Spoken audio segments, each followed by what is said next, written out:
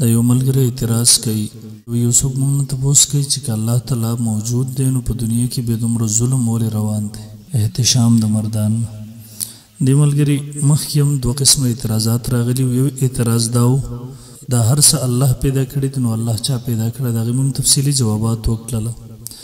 دویم نمبر اعتراض بیا په دغه موضوع د ملحدینو د طرف نه راغلی و چې الله شته نو په نظر ولې نه راځي نن دریم اعتراض دغه راغی چې الله شته نو په دنیا کې ظلم ولې روان دی نو ملګري اصل خبره دا ده دا کس د کائناتو د تخلیق د پیدایش او مقصد نه واقف دی ځکه داسې قسمه اعتراض کوي که د کائناتو د تخلیق په مقصد باندې پوه وی نو بیا دا قسمه اعتراض نه کولی ګوره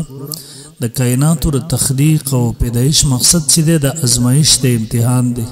دا په مخلوقاتو باندې د الله د طرف نه یو امتحان او ازمایش دی او د دې کائناتو د تخلیق مقصد دا د الله تعالی عبادت او بندگی ده اوس که دا ټوله برایي ختم شي دنیا کې برایي د سره بدی پاتې نشي ظلم فساد دا ټول څیزونه ختم شي د برایي بنیاد وځي نو بیا خو به امتحان مطلب ختم شي دویم ملګریا د جزا او سزا بدل دا په آخرت کې ملاويږي دنیا کې به نه ملاويږي دنیا ردی د پاره نه ده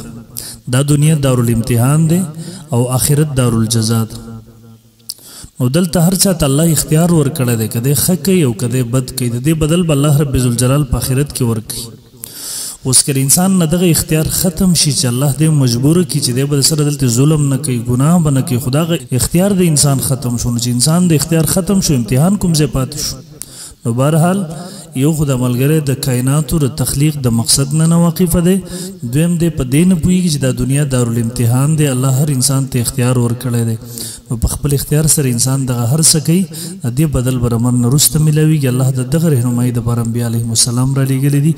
امید ده چې دغومره به زما په سوال به جواب پوه شوی وي زما جواب دغه سوال ستاسو د مخکې سوالاتو سره لیکلی دی مخکې هم ستاسو څه سوالات راغلي زه به انشاءالله آینده کې هغې جوابات کوم جزاکم الله خیر